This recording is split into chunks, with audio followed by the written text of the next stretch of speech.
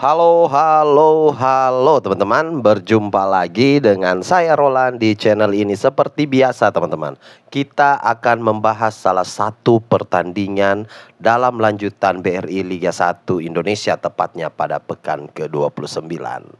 Ya, pembahasan mengenai pertandingan penuh drama antara Semen Padang melawan PSIS Semarang. Untuk itu teman-teman, silakan kalian simak penjelasan dari saya. Pertama-tama kita akan melihat line up awal dari kedua tim. Dan untuk Semen Padang sendiri memakai formasi 4-2-3-1 di bawah asuhan Eduardo Almeida. Di bawah Mister ada Arthur da Silva dan ditemani oleh 4 back. Di sisi kanan tentu saja diisi oleh Dodi Alek Van Jin, dan ada center back, ada Zidane dan juga ada Tin Martic. Dan untuk fullback kiri diisi oleh Bima Reksa. Sedangkan untuk dua gelandang bertahan diisi oleh Ricky Ariansyah dan juga kapten tim Rosat Setiawan. Dan untuk gelandang serang diisi oleh Cornelius Stewart, Felipe Cabi dan Gali Pagamo. Sedangkan di depan Eduardo Almeida memasang Bruno Gomez. Dan untuk tim tamu yaitu PSIS Semarang di bawah asuhan Gilbert Agius memakai formasi awal yaitu 4-3-3. Di mana untuk posisi goalkeeper diisi oleh Syarul Fadilah dan ditemani oleh 4 back. Fullback kanan ada Rian Ardiansyah dan ada 2 center back yaitu Joe Vitor dan juga Rahmat Syawal. Sedangkan untuk fullback kiri diisi oleh Haikal Al-Hafiz. Dan untuk 3 gelandang diisi oleh Lucas Barreto, Dewangga dan juga Setiawan. Dan di depan ada Sudi Abdallah, ada Paulo Costa Freitas, dan tentu saja sang kapten tim yaitu Septian David Maulana. Pertandingan yang dihelat di Stadion Haji Agus Salim pada sore hari mempertemukan antara Semen Padang dan juga PSIS Semarang. Pertandingan ini di awal-awalnya PSIS Semarang mendikte pertandingan dengan serangan-serangan tanpa henti di babak pertama yang bermula dari penetrasi kapten tim mereka yaitu Septian David Maulana.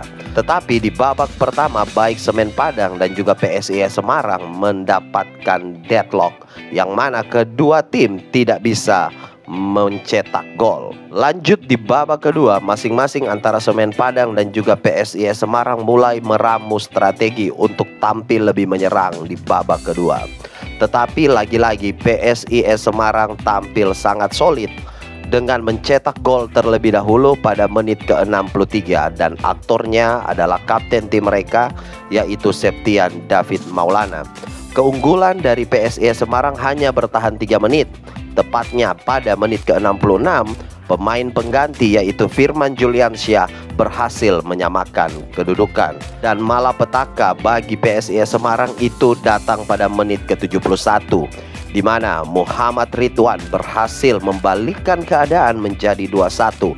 Tim tuan rumah yaitu Semen Padang pun unggul. Asa bagi PSIS Semarang kembali memuncak ketika di injury time yaitu di menit ke-90 plus 4, Sudi Abdallah berhasil menyamakan kedudukan menjadi 2-2. Pertandingan pun berlanjut dan kelihatannya pada pertandingan tersebut akan berakhir imbang 2-2. Tetapi Tin Martic di menit ke-90 plus 7 berhasil kembali lagi membuat Semen Padang unggul. Dengan proses gol yang sangat cepat, Tin Martins mampu menceploskan gol ke gawang dari PSIS Semarang. Semen Padang pun berhasil unggul atas PSIS Semarang dan mengakhiri pertandingan dengan skor 3-2. Untuk statistik pertandingan kita lihat untuk ball possession dikuasai oleh Semen Padang dengan 55% berbanding 45% untuk PSIS Semarang. Sedangkan untuk total tembakan di pertandingan ini 8 untuk PSIS Semarang dan 4 untuk tim tuan rumah Semen Padang. 1 dari 4 tembakan yang dilesakkan oleh Semen Padang adalah tembakan tidak tepat sasaran. Dan 6 dari 8 tembakan yang dilesakan oleh tim tamu yaitu PSIS Semarang adalah tembakan tidak tepat sasaran. Sedangkan untuk tembakan tepat sasaran 3 untuk Semen Padang dan 2 untuk PSIS Semarang. Untuk tembakan dari luar kotak penalti 2 untuk Semen Padang dan 0 untuk PSIS Semarang. Sedangkan untuk tendangan sudut 10 untuk PSIS Semarang dan 6 untuk Semen Padang. Dan untuk kartu kuning masing-masing dari kedua tim mencetak 2 kartu kuning. Ya begitulah teman-teman statistik pertandingan antara tim tuan rumah Semen Padang dan juga PSIS Semarang. Terima kasih teman-teman sudah menyaksikan video ini dan semoga video ini bisa membawa informasi-informasi terbaru di persepak bolaan Indonesia. Jangan lupa juga teman-teman untuk subscribe, like, dan juga share. Saya Roland pamit undur diri. Salam sportivitas.